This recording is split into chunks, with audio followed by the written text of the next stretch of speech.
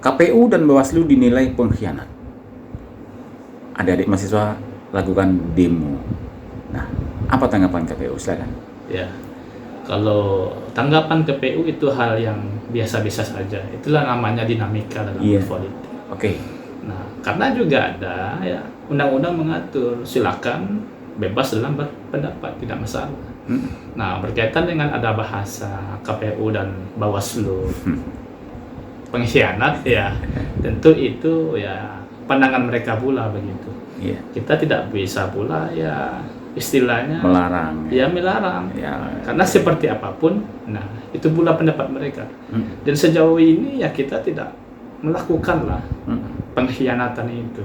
Dari sisi mana? Ya tentu mereka yang mengetahui. Sementara kita ya sebagai penyelenggara ya tentu kita berpegang teguh pada nilai-nilai prinsip. Ya dalam pelaksanaan ya pilkada di tahun 2024. Nah, jadi ya kepada adik-adik ya yang melaksanakan aksi demo yaitu hal biasa-biasa saja, tidak kita larang pula karena sudah ada pula ya undang-undang yang mengaturkan itu. Nah, makna pengkhianat ya itu kembali kepada mereka. Di mana buktinya? Apa buktinya? Ya penyelenggara itu melakukan sebuah pengkhianatan terhadap pelaksanaan ini.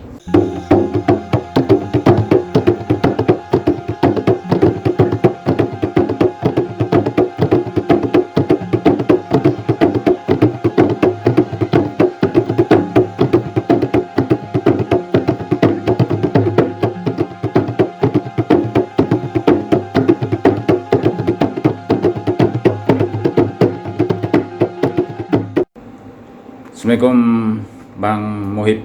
Waalaikumsalam warahmatullahi wabarakatuh. Saya pikir kayaknya nggak capek-capeknya nih.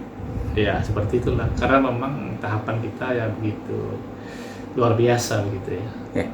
Apalagi ya tahapan pemilu juga dengan pilkada itu beririsan. Ya, sehingga memang kita tetap ya melaksanakannya ya sesuai dengan tupoksi kita begitu.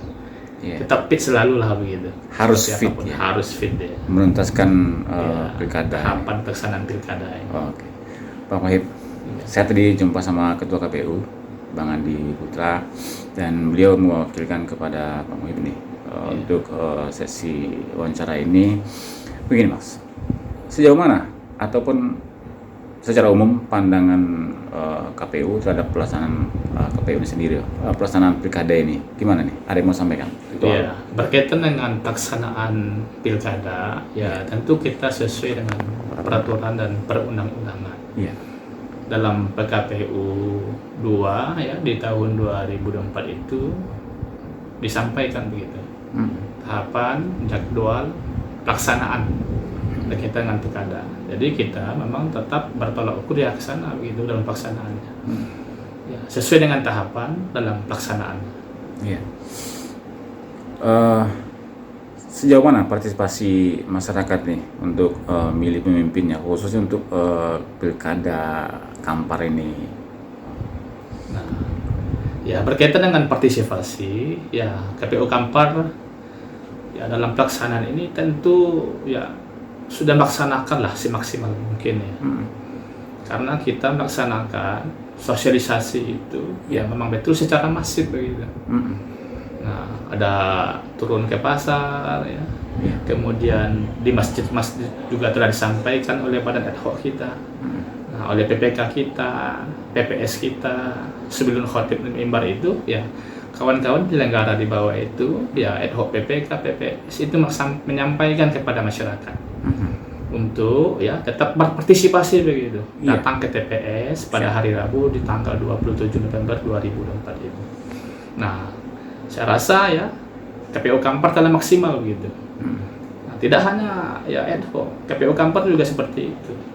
Nah, menyampaikan di webnya ya, kemudian menghimbau masyarakat ya untuk meningkatkan partisipasi ya dalam memberikan hak pilihnya. Ya, informasinya partisipasi pemilih ini lebih di angka 61%. Ya, di mana mungkin KPU melihat ini? Nah, berkaitan dengan angka partisipasi yang di angka 61%,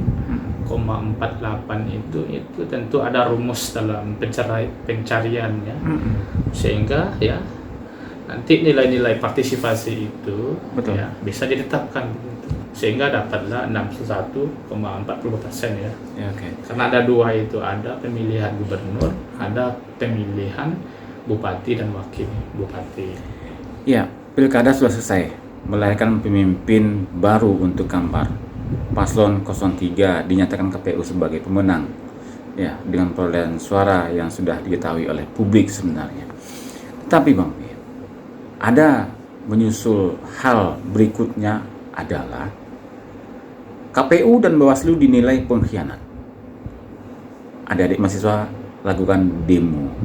Nah, apa tanggapan KPU? Silakan. Ya, kalau tanggapan KPU itu hal yang biasa-biasa saja. Itulah namanya dinamika dalam politik. Oke. Nah, karena juga ada ya undang-undang mengatur silakan bebas dalam berpendapat, tidak masalah.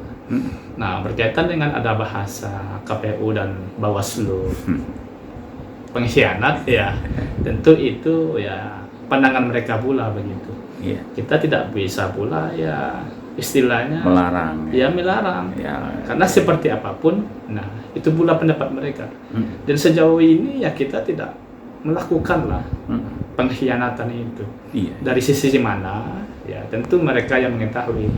Sementara kita ya sebagai penyelenggara ya tentu kita berpegang teguh pada nilai-nilai prinsip Iya, iya. ya dalam pelaksanaan ya pilkada di tahun 2024. Nah, jadi ya kepada adik-adik ya yang melaksanakan aksi demo, yaitu hal biasa-biasa saja, tidak kita larang pula karena sudah ada pula ya undang-undang yang mengaturkan itu. Oke. Nah, makna pengkhianat ya itu kembali kepada mereka. Di mana buktinya? Apa buktinya? Ya, penyelenggara itu melakukan sebuah pengkhianatan terhadap pelaksanaan ini. Iya. Bahkan target mereka ini PSU loh. Sudah dengar wacana itu, Pak? Nah, kalau berkaitan dengan ini ya kita juga sampai saat ini belum mengetahui lah. Iya. Nah, tentu kalau PSU ini tentu ada ya bukti-bukti yang harus disodorkan begitu. Sehingga ya kalau memang itu PSU tentu ada nanti ya apakah itu rekomendasi dari Bawaslu, kemudian juga nanti di Mahkamah Konstitusi apakah ada ya Mahkamah Konstitusi memerintahkan untuk melaksanakan PSU di Kabupaten Kampar. Tentu itu juga harus memiliki bukti yang cukup begitu. Oke, harus bukti cukup ya. Iya. Ya, ini dua pasang calon pilkada Kampar ini, Bang Muhyidd, terakhirin pertanyaannya. Dato' Yusri dan Rinto Pramono yang lebih dahulu menandatangani surat semacam penolakan ya, izin juga bisa dikoreksi nanti suratnya akan kita lihat.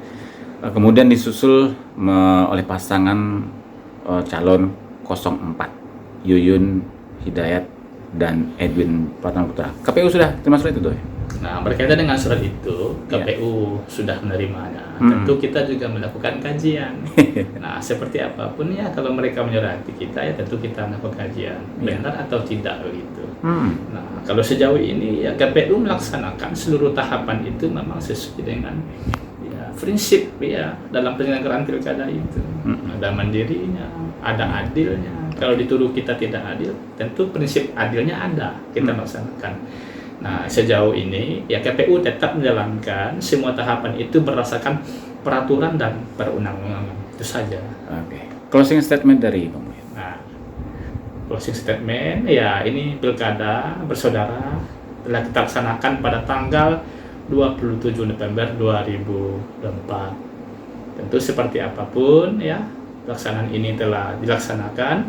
Nah, dan KPU juga telah melaksanakan rekap berjenjang baik itu di ya pelaksanaan di TPS kemarin, kemudian di kecamatan, kemudian di kabupaten, dan semuanya itu hadir dari saksi paslon.